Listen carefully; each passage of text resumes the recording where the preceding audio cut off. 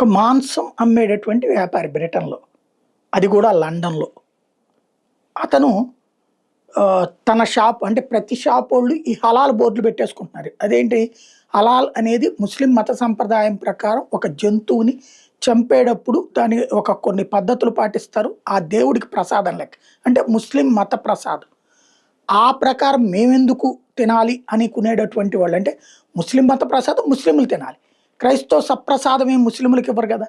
అట్లాగే మాది మేము తింటాం అంటూ హలాల్‌కి హలాల్ లేని అంటే మామూలుగా చంపి మాంసం తయారు చేసిన షాపు నాది అని ఓ బోర్డు పెట్టాడు ఒక వ్యాపారి.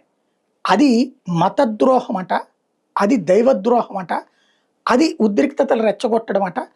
నేను హలాల్ మాంసం అమ్మను అన్నందుకు అరెస్ట్ చేసింది అక్కడ ఉన్నటువంటి ప్రభుత్వం. ఇదెక్కడ విచిత్రం అని అడుగుతున్నారు పబ్లిక్.